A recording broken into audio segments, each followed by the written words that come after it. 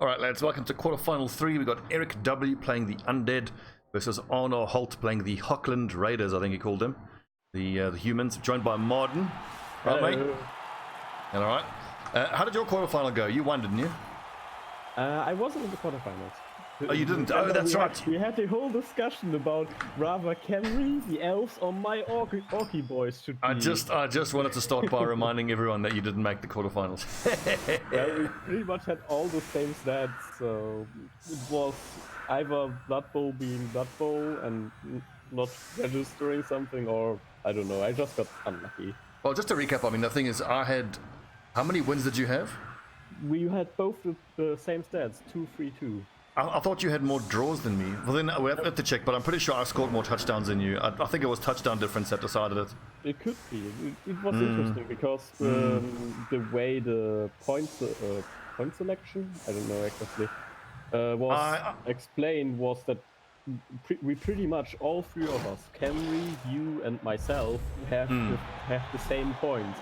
And I know for a fact that I probably would be better than Camry when it would come. Yeah, to touchdown. Well, anyways, here we are. So on ours humans, I'm just looking at the setups here. They've both got 3 rerolls. A Bloodwiser Babe for Erik W. That's very intelligent to make, in a knockout game, to invest in the Bloodwiser Babe, and he's got the fan factor. I'll also point out that the humans also invested in a Bloodwiser Babe, so they clearly both seem to think it's going to be fairly punchy.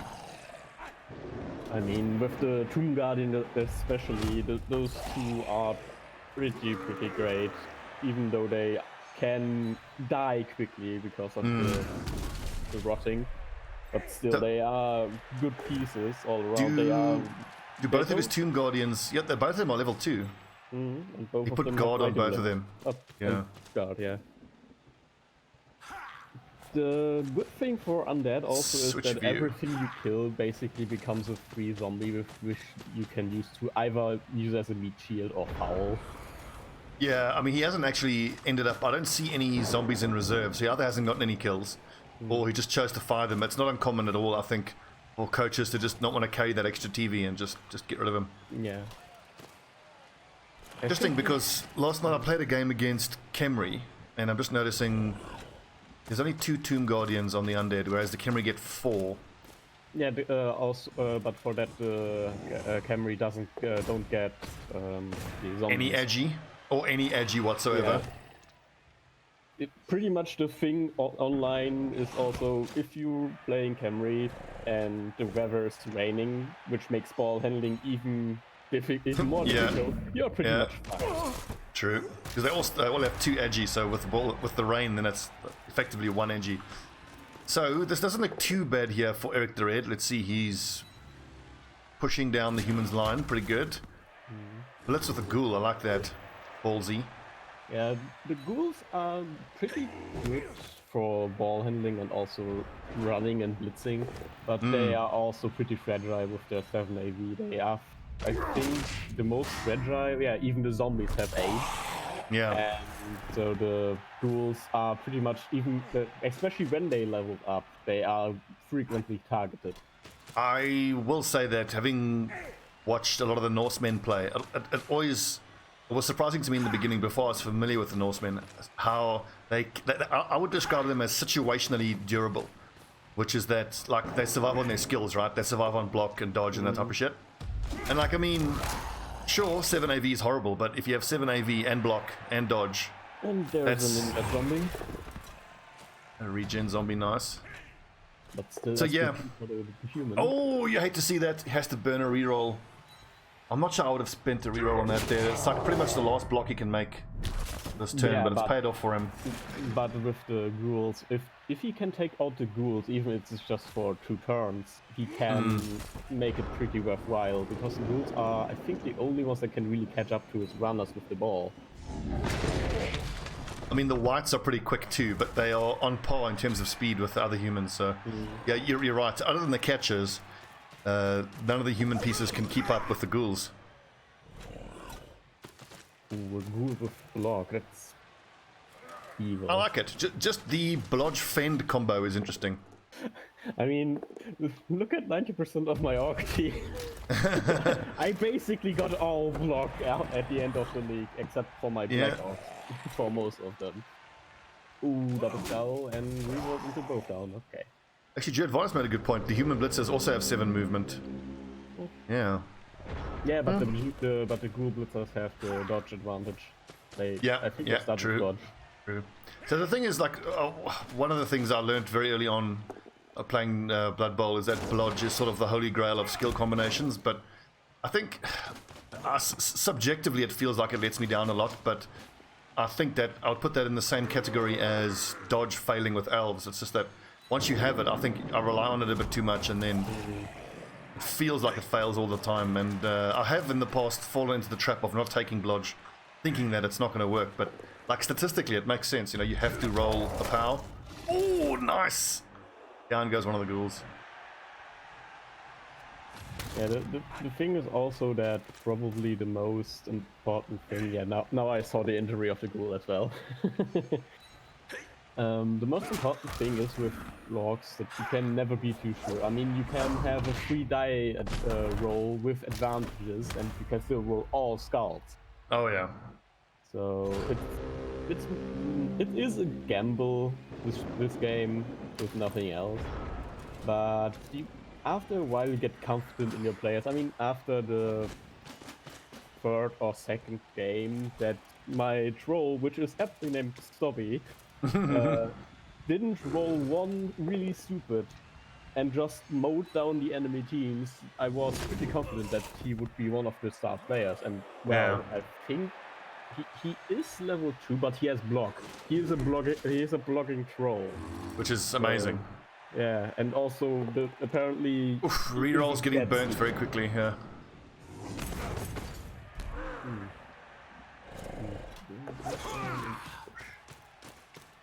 So speaking of like our teams that we have in this league, now I've made it through to the semis, but I'm invariably just going to get stomped by whoever I play against, because I'm sitting on 1300 TV and just looking at, I mean, it's an elf team, so they're all quite expensive, and just looking at the lack of skills on all of my elves, it's very scary. Yeah. It's been disappointing I haven't gotten the level ups that I've wanted, whereas... I mean, basically the finals of all the rounds now are just waiting to see who of the 2 teams, like the Dwarfs or the Norsemen, can gather more SPP from maiming the enemy before they need to fight against each other. Well, we can still hope maybe for some sort of upset. I mean, it's not outside the realms of possibility. I mean, it's not impossible that Logix could go down to the rats, but I mean, looking at that rat team, both of his storm vermin are out for the next game, so he's just got a bunch of line rats and a few gutter runners. I can't imagine a series of events that would have to go down for those gutter runners alone to be able to beat the Dwarfs. And the important thing for the Dwarfs, I think, was it all block and tackle, or did the Dwarfs only start with block? They have tackle as well. Yeah. I mean, fair enough, they're very slow, but I mean, he does have a Minotaur, and he does have Centaur with extra edgy. He has 2 Centaurs. 2 Centaurs, yeah, one with extra edgy. Yeah, and I'm actually... I'd rather survive the fight against the Dwarfs. I think I just lost 1-0 or even managed to draw with my Orcs. But I'm also very happy that I didn't need to play against the Norse, and for that reason I'm also happy that I'm not in the quarters or finals, because the Norse will, at least the Yeti, will just rip the armor of my poor Orcs into thunder. Like Jodas was saying that if you can, and it's a big if you can just keep the gutter runners alive, you can absolutely win. Yeah. It's just a question of how much pain are those Dwarfs going to inflict and how quickly. I mean, crucially, he does have blodge and sidestep on one of his gutter runners, and and the rest of them pretty much all have blodge, so they are going to be difficult to knock down. So let's focus on this game now. He also needs to get around the wall of Dwarfs first, and with the 2 bull centaurs being so fast, especially with the horns, not the horse. They have horns, but. With the horns, they get 1 strength horse horns to their tackles if they're blitzing. So I mean, I think I'm imagining how it's going to go down, because if you're the Dwarfs, you just stack the line and you just say, "Come at me, bro." I mean, what are the rats supposed to do? He's got the rat ogre. You're just a moving wall. Yeah, I mean, we can maybe. The way I see it going down is a line of Dwarfs and then the rats here, and then if you're, I think it's important he has to win the kickoff. He has to attack first, because if he's defending first, it's just going to be gruesome for him. Maybe you put the rat ogre on one flank and just try to fold up the line from one of the sides, because I can't see you punching through a line. Yeah, especially since most of the Dwarfs have also, I think it's guard, that just gives strength to all the others. And so you can't really break the line if you don't go from the far right or far left and just collapse it down. So Judd was saying, oh, you should just dodge away as the rats, but like my question is, if you're attacking, and it's your drive, you can dodge away, but then you don't have any ability to push into the enemy's team. You have to be able to push through at some point. I mean, if I'm defending, if it's the rats' drive, and you're the Dwarfs, you can make the argument for just stacking the line and just standing there and forcing the rats to come at you, which they have no ability to do. Yeah, it is actually pretty interesting, the game right now, since I didn't expect the Undead to get so thoroughly wiped in the first half already. I mean, they have only a few knocked out and one injury, but still, the humans are quite clearly dominating the pitch. Look at the 4 knockouts, good lord. Yeah. Even a Tomb Guardian knocked out. Yeah, that was their ogre that knocked out the Tomb Guardian. Yeah. So, speaking of the ogre and my human team, after my last game, I'm so determined to just fire the ogre. He was an utter liability. He boneheaded 9 times. So one thing that I want to try out, and again, I know everyone's going to give me the facts behind it, but I want to try a human team with no ogre and at least 1, maybe 2 blitzers with what's that courageous skill to take down the big guys? Dauntless. Dauntless, yeah. I want to understand how it feels different having 2 dauntless blitzers for the reliability as opposed to the ogre. You basically just play dwarves with their giant slayers. Yeah, and the giant slayers are great. Yeah, they get dauntless right from the get-go. Yep, they do. And I think also Bretonnia gets Bretonians. Yep, the blitzers have dauntless. Yeah, and I was also interested in maybe playing against Bretonnia with my orcs because of all the fen, but well, it also didn't happen. Okay, so Erik W. How does Erik W? I think he's understandably conceded this touchdown. There's pretty much nothing he can do here. Yeah, the only thing he can really do is hope that his Tomb Guardian or his other remaining 5 pieces actually. Single dice block, yeah. Yeah, manage to knock something out, and hopefully it doesn't get up at the beginning of the next half. Good touchdown there for Arnar Holt. Made it look easy there, but I suppose when you get 4 knockouts and an injury... If the dice are just in your favor, Knuckle smiles upon you from the heavens, and you can't really do anything against that. Yep. The Tomb Guardian stays down, but that's hurting.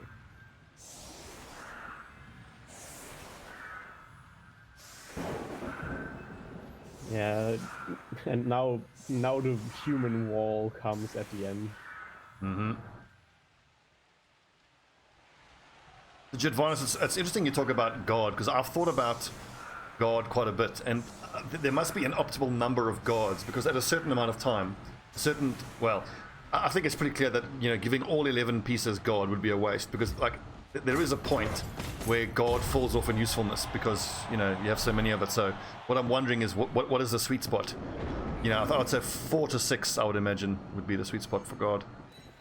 I would think that maybe close to half, if not a bit less, of your players that are going to be on the line, like all the catchers and stuff, don't get guard. They just stand there and be nice and be cozy. Good KO. Ouch. And I would think all the pieces in between in between 2, like if you have one on the outside with like block, then one with guard, and then further down the right, another piece. The one in the middle with guard helps both of the outsides. Yeah. Shot. Yeah, I like the humans. I think the humans are a great team. I love their all-round ability. A great team. Pass attempt here, surely. Oh, he stuffed it. Come on, catch. Oh. So, interesting. Would that have counted for... If it deflects and gets completed that way, you don't get the SPP, I don't think. No, I think it's only if it's successful on both sides. I mean, even if the thrower throws successfully and the catcher doesn't catch the thrower, I think also don't get SPP. Kungadin is still laying down. Okay, so whose drive is it now? It is the Undead's drive now. Right, so put yourself in Erik W's shoes. He made a smiley with his team formation. Oh yeah. Smiley defense. We'll wear that. Right, so put yourself in Erik W's shoes. How does he go about winning this game from here? Well, if he is really lucky and his rules don't go the way my skins in the last series did, I have a 50% or more chance to pick up. Nope. Then he can probably, with the zombies as just meat shields on the side, run at the edges of the field, and maybe with the quickness and movement allowance of the ghouls can be lucky with also dodges. Yeah. And speaking of that, that makes me think again about the choice of fend on the ghoul. Like, I mean, I get it. So if especially if he's the ball carrier, fend is pretty nice to stop the person hitting him following up, but I do find very often that my ball carrier is getting blitzed, and so someone who's blitzing you can't follow up, but then he can just, after you move back, he then just spends another movement point to get back in contact anyway. So I'm not convinced by the use of fend there. I mean, it could also be for like what she's doing now, not for necessarily being the ball handler, but being the one that guards the ball handler. Yes, the person on the outside. That needs to get pushed away first, and if he hinders the enemy on pushing him out of the way and then following up to get into contact with the ball handler, he could technically be helpful with that. So let's imagine, like, if you're leveling someone as a running safety, I believe running safety is the term, as someone who just protects the ball carrier, then that could be pretty cool. Because, I mean, if you build a cage and you got fend, fine, you knock the piece down, but then that person can't follow up. So that's interesting, but I agree with Judas that if it's me and I had blodge on both of my ghouls, sidestep to me would make the most sense. Or maybe even, you can even make an argument for jump up. I quite like jump up on my scoring pieces, because then you just need to get in their half of the pitch, and you're always a threat. Oof, that's bad luck. Go down. At least the ogre is stunned. Yeah, but dodge, sidestep, fend is a good combo. You don't have block, then you can get back on. It could be that was also like he didn't. I don't know the rolling tables for the rules, so that he maybe didn't roll the right amount for sidestep. Or in his past experience, fend was proving more useful. I mean, we don't know what our coaches played before, so we don't exactly know what their experience are. Oh, there's a couple of skulls been rolled, but I have noticed both of these coaches are not afraid to roll single dice. Interestingly, like that, sorry to interrupt, that to me looked like a risky roll because he doesn't even have block advantage. I mean, I think it's more importantly that you trust your. I know it sounds cheesy, but it's important to trust your own pieces and not only the dice. What are you talking about? Trusting your pieces? I mean, once I trusted you in my orc team, you actually do pretty great. Oh, you sweet summer child. Trusting your pieces. What are you talking about? I mean, I didn't trust my skins, and look how my skins rewarded me with it. They didn't catch, and picked up anything. Well, I mean, this entire viewer league, I haven't trusted my elves to do anything, and I've somehow failed my way into the semifinals. I suppose that's just hashtag elf power. I mean, didn't you also had a game against Griff, and since Griff was sadly not available, yes, one of them was an auto concede, yeah. But I believe there were 5. I think he only played 2 of his 7 games, so there were 5 coaches in total who got the auto concedes. Hopefully Griff is okay wherever he is now. Yeah, if you're watching Griff, feel better, bud. Yeah, he is from time to time again in the Discord. I see him active, but I don't know what he's exactly doing. I mean, once we messaged him, he didn't respond, so maybe he has a lot on his plate, maybe not. But yeah, it is nice to see that he at least is online again. It was kind of varying, the long absence that he had. Okay, so I'm just putting myself in Erik W's shoes here. This is looking rough now, though. He's got 3 turns and he's still in his own half. He needs to be able to score here and then score again. It's looking very rough for him. And these humans are all over him. It's just, to me, I'm seeing the effect of Blodge on the human pieces. I mean, with the ghoul, they're practically surrounded. He needs to pray and just run for it. Yeah, it's a pity he can't get another piece to the left of that formation of players, because if he's going to dodge away, expecting to fail the tackle... Okay, that was actually clever, the blitz there. And that makes the dodge a lot easier. Good. Okay, and he's got protection here. He's just going to have to deal with...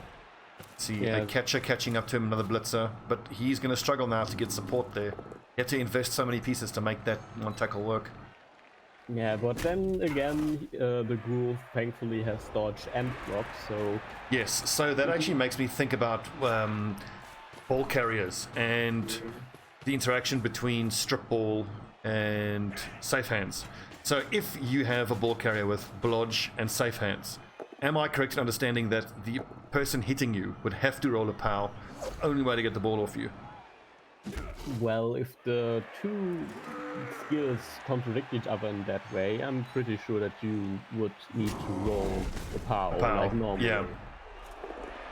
But I think it's depending on the wording. I mean, it's the same in other franchises like also D&D. If you go after the wording, you can lay out some things in very different ways. Yes, so Joe is just pointing out, yes, I'm correct with a few caveats. So the caveats being wrestle and tackle. So if my ball carrier has blodge and safe hands, then if the attacking piece doesn't have any skills, then that piece would have to roll POW. Unless that attacking piece has wrestle or tackle, then it becomes a bit easier. Which suggests to me then that, I mean, if you're building a ball carrier, then blodge safe hands is not terrible, but blodge sidestep I think is going to give you more options offensively. Go for it. Nice touchdown. Well done, Erik W.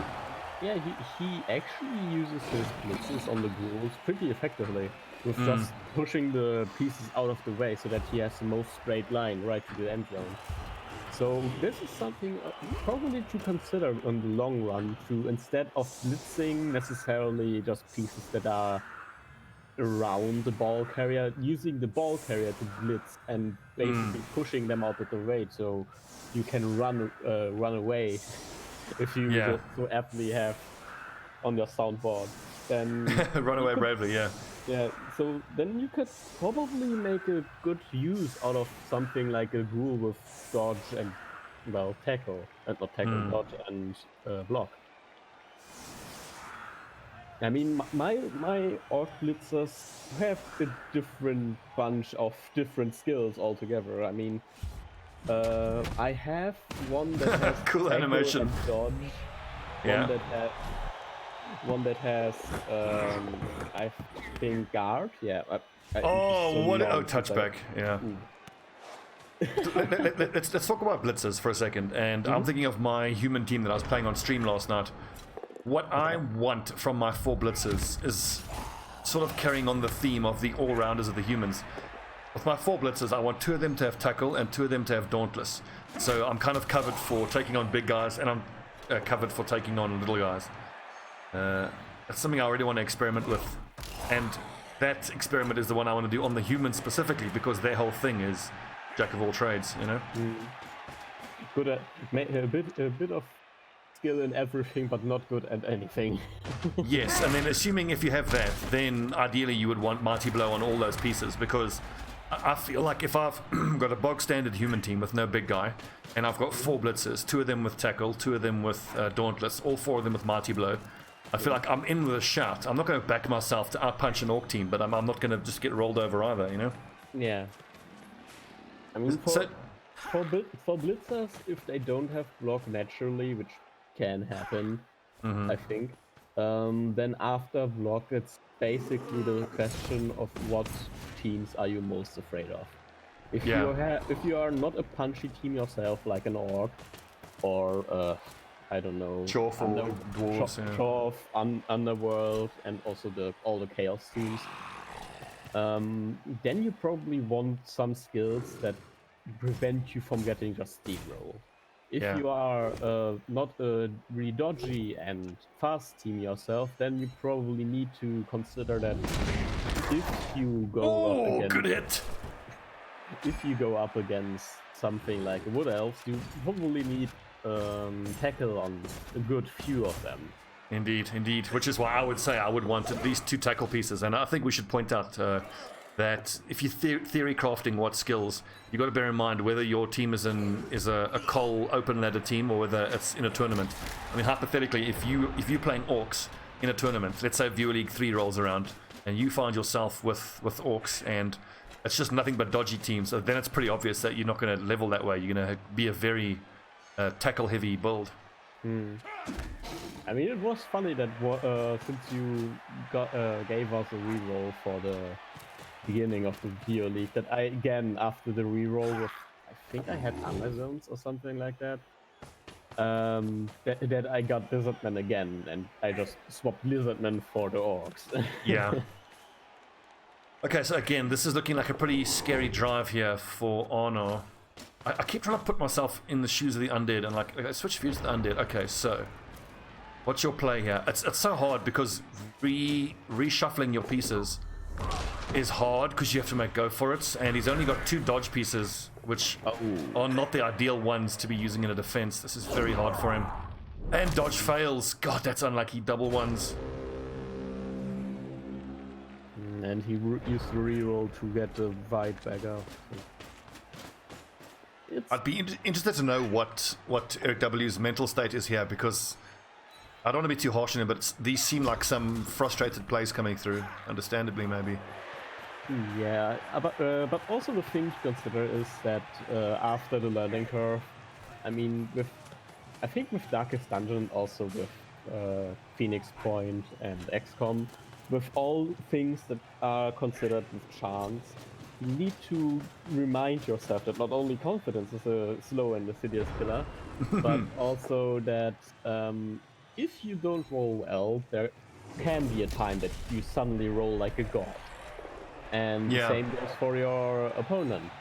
And so even though I lost quite a few of my matches with the Orcs and had not the best lead, but still a pretty good one, I had fun because I wasn't with the mindset I need to win at all costs. I again didn't roll the right thing. This is stupid. I was more on the mindset of I have a good time. I'm learning more about the game, and also having some of my Black Orcs just trump the ever living Jesus out of other beings is nice to watch. Yeah, and this goes. I was saying pretty much exactly the same thing on stream last night, where you guys noticed I was struggling through this Viewer League with Salt, but I've had a chance to go back and think about it, and I've changed my approach. And what I'm trying to get out of the game. Let's see what this injury is no longer to effect. And so just to reiterate to what you were saying, I've tried to change my mindset away from I back myself to win, I want to win. I think focusing on winning in Blood Bowl is a mistake. I think you got to, like you say, you have to accept that you can do everything right and you can still lose.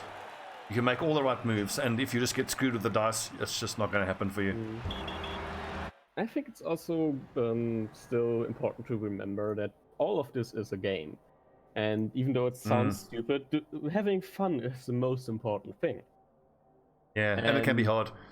Yeah. I would also point out that I watched a replay of one of the previous pro leagues. It was the final, might be 2 or 3 seasons ago now. Cole 26 or 25. I think it was humans against Skaven. And listening to the commentators were talking about these are the tactics, this is that. But at the end of the day, the Skaven just got rolled. It was just an absolute dicing. And I mean, imagine how hard it must be to be a pro player, basically. And you know, there's each turn is meticulously planned, and there's so much theory crafting, and such a skilled player, and none of it matters because you just got dog shit dice. That happens. So, on the subject of dog shit dice, let's take a look at the stats here for this game. Look at the huge ball possession for the Reikland Reavers. 62% ball possession, and blocks succeeded only 44. You saw that he was not only running around the Undead, but also then waiting at the end zone to drag out the game a bit. Indeed. It was pretty bog standard. Dice rolls for the spooky skilly boys, D6s, 25 6s, and I mean that's a pretty even spread. He didn't, get really screwed. 24 1s is a little high, but it's not that far from the mean on the other rolls. What was terrible for him? The injury, 41%, that's pretty terrible. It could also be the bad thing that the dice seem pretty spread out, but if you have the 25 6s and those are paired with all the other low rolls, or they have a high rolls, which is even worse, then you don't have much of that. If you just play, if you, for instance, have a 2 dice roll and one is a 6 and one is a 1, you will always go for the 6, and the 1 is on the lower end of the statistic. Yeah. But if you have just, for example, 2 6s in one roll, or the 6 and the 5, that still you roll that much 6s and 5s, but the statistic is a bit scuffed. Yeah, and also, like you said, selective. I would point out that the Reikland Reavers only rolled 15 1s. Dodges, 66% success rate. Armor, 52 is not great either. He didn't have great armor success either, although his injury was way better. Yeah, it wasn't a dicing by any means. A good game, and well done there. Was it Virtual Viking with the Reikland Reavers? Let's take a look at the teams and just see. Going into the semi-finals now, we won't know who's playing who, but we know that Ragnarok and Roll, the Norse, are through. 1430 team value. Look at this fucking terrifying team. Yeah. Mighty Blow, Pylon, Berserker, disgusting. Disability is just a thing that I really don't want to face with any high AV teams, because oh my god. Look at that plus strength lineman, but with G advantage. You should be ashamed of yourself. Look at this killing piece. It's disgusting. Block, frenzy, jump up, mighty blow, tackle, piling on. Oh god. Absolutely filthy. Look at this thing. Skyforger, level 4. Disgusting. Let's see, who else is through? Khemri are out, Bretonnia are out, Chaos Dwarfs. This is the other team that I think everybody reckons is most likely to be in the final. Yeah. Don't have nearly as many skills as the Norsemen. Yeah, but all of their SPP is basically concentrated on the Minotaur and one of the Bull Centaurs. Although I would point out he's got 2 Hobgoblins that are 1 SPP away from leveling up, so yeah, if against the rats he's able to spread his SPP around, this team could look very different after the next game. Yeah, I mean, he doesn't really need that much. I mean, he had, like I said, he has with his Chaos Dwarf blockers, half of them have guard, and I think that's a pretty good way of distributing it. Then with the Minotaur that also stands in front, they are basically just standing there hand in hand and giving each other strength. And I mean, it's hard enough to punch into a Chaos Dwarf blocking line anyway, but no one really would do that. You just dodge away. So, okay, we know in the final quarter, the 4th and last quarterfinal, it's the Dwarfs we just looked at, and my good friend the Exile has to somehow beat those Chorfs with this team. So both Storm Vermin are out. He gets 2 substitutes, and what is the team value difference actually? Maybe he gets some of the star players. Look, 1350 to 1070, so he's gonna have like 300,000 to play with, and he's got 140k saved up, so he's got money to play with. Yeah, so I don't actually know the roles on the Wizard, but if the Chaos Dwarfs play like Chaos Dwarf player, he will probably be with with a good amount of cages, and the fireball can be really devastating for him. It's funny you say that, because that is my initial thought as well, but if you think about it for a second, the 50% chance to knock down a piece of the fireball. I've thrown a fireball, hit 5 enemies, and none of them have been knocked down. Whereas last night, I had an opponent use a wizard against me with a lightning bolt, and he almost killed my human thrower, who's my most valuable piece. So looking at the Dwarfs, I think you could make an argument. Let's assume the exile has a wizard. If, hypothetically, just imagine this, it's turn 1. Turn 1, you lightning bolt the bull centaur and you injure him, and then the APO has to get used, and let's imagine the APO fails. Turn 1, you've gotten rid of the most threatening piece on the board. It's super risky, but I mean, and even though you have to roll high with the fireball, if you actually get it to work on, like, I don't know, 3 or 5 of the chaos dwarf blockers, and maybe even one of the bigger pieces, then you get basically a free drive, even if they are just stunned or knocked down. Yes, yeah. So, I mean, look, it's all going to come down to how the exile uses his gutter runners. I mean, 2 of them have got blodge sidestep, that's very nice. You have a dodge wrestle gutter runner, which is very interesting. I wonder if he's using that wrestle player as a bit of a safety to get the ball off because I mean, he could have taken block there, but very interesting. Okay, so that concludes the replay for this 4th quarterfinal. Good luck to the final 2 coaches, Logics and the Exile. Go the Exile. I want to see an upset, but maybe we don't. I think we kind of want to see Norse v Dwarfs in the final. I'm honestly interested in the final between those two, because I think the only one match that they didn't won was against each other, and then they had a draw. Yeah. And now we just want to see the playback, and many deaths on both sides. Yes, both of them to get screwed over. But looking at these 2 teams, the Norse and the Dwarfs, I think the Norse look more scary. Yeah, the Yeti especially with against. Oh yes, against he's all got claw. He's going to have a field day. Yeah. Well, okay. Good luck, friends. We'll see how that